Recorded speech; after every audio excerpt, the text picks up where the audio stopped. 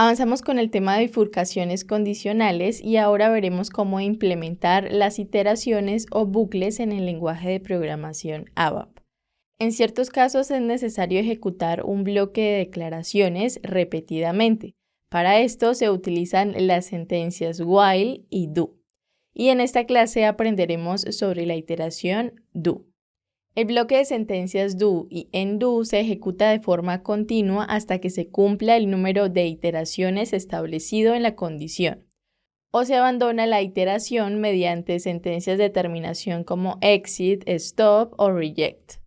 Como se muestra en el siguiente diagrama, el bloque de sentencias 1 se ejecuta n veces. Y una vez que el ciclo cumpla la condición, las iteraciones se terminan y el programa continúa por el camino del bloque de sentencias 2. Ahora, esta es una forma bastante gráfica de visualizar el proceso de este ciclo. N es una expresión numérica de tipo i de tipo entero y el bloque de instrucciones se ejecuta solo si n es mayor a 0. Veamos, en nuestro programa ejecutable Z bifurcaciones y el usuario SAP, trabajado en esta unidad, utilizamos nuestra variable ya definida LVNu. Ahora para este ejemplo le asignamos un valor de 1. Entonces indicamos la sentencia de iteración con la palabra do. Este bucle do tiene la opción de especificar el número máximo de ejecuciones con la palabra times. En caso de no especificarse esta condición, es posible que el resultado sea un bucle sin fin o un bucle infinito, ya que este se trata de un bucle incondicional. Es decir, no se utiliza ninguna expresión o condición lógica para limitarlo. La instrucción end-do es obligatoria para cerrar el ciclo e igualmente se debe finalizar con un punto. Lo que pongamos entre do y end-do será el código que se va a iterar, ejecutar n veces. Por ejemplo, indiquemos que se repita 3 veces, es decir, que haga 3 vueltas del bloque. Y dentro de nuestro bloque de sentencias indiquemos mediante un write una cadena corta como por ejemplo número igual y separado por coma la variable LVNum. Debajo de esta sentencia haremos la operación de suma sobre la variable LVNum para que su valor incremente de 1 en 1. Podemos aplicar cualquiera de las formas que hemos aprendido en la unidad de cálculos y expresiones aritméticas. En este caso, usaremos un acumulador. Entonces, sobre la variable LVNum, sumamos 1 de manera iterativa 3 veces. Es decir, el bloque de declaraciones se ejecuta 3 veces. Activamos y ejecutamos nuestro código y ahora vemos en consola los resultados, que efectivamente se ha ejecutado 3 veces la sentencia write, añadiendo a la variable LVNum por cada iteración, por cada vuelta, una unidad. Ahora veamos lo siguiente. También podemos ejecutar la sentencia do quitando la opción de n times, que indica el número de veces que se debe realizar el bucle.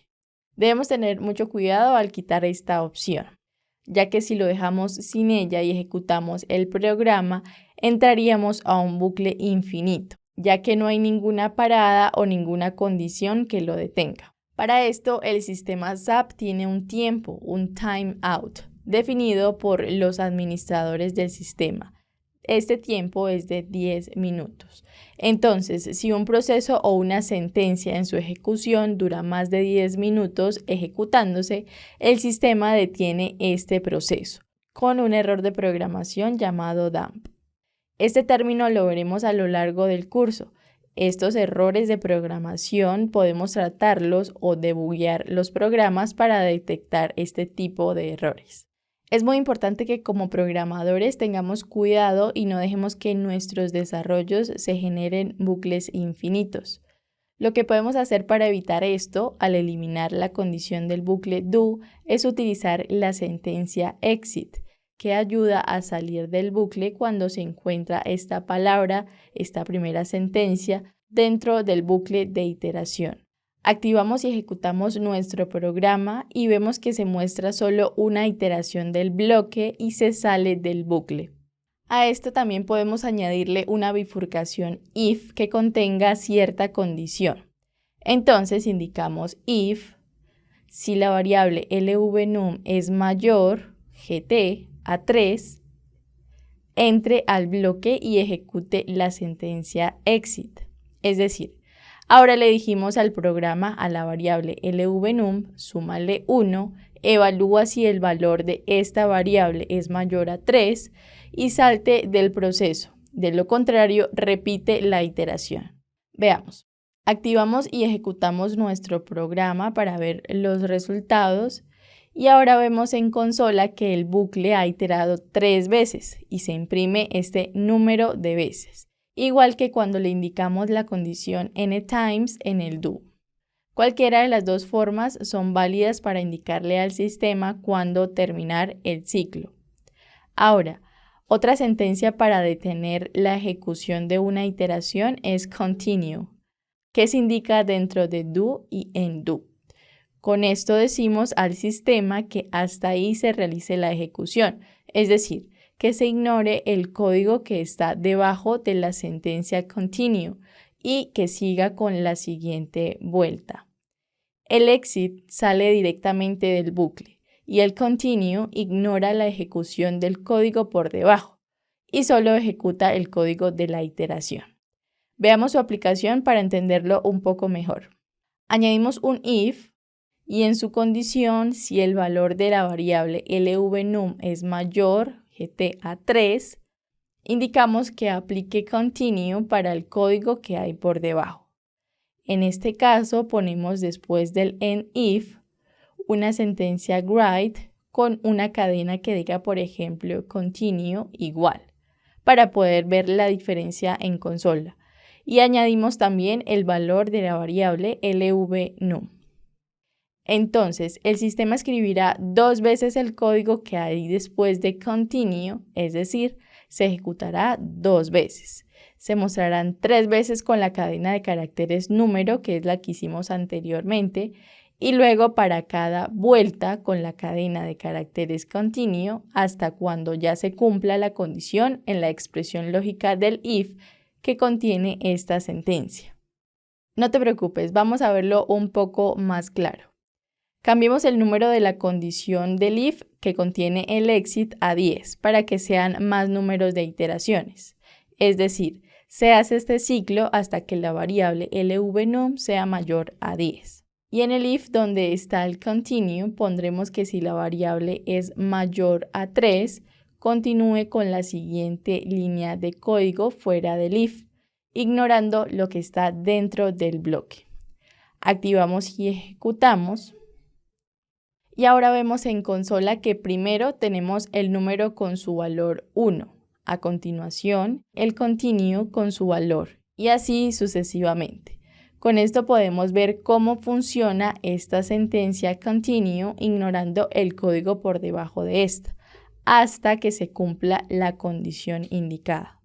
Ahora, si queremos verlo desde cero el conteo y ver que se ejecute 3 veces el bloque de continue, inicializamos nuestra variable lvnum desde 0 y movemos la sumatoria arriba de nuestro primer write para incrementarlo desde la primera vuelta.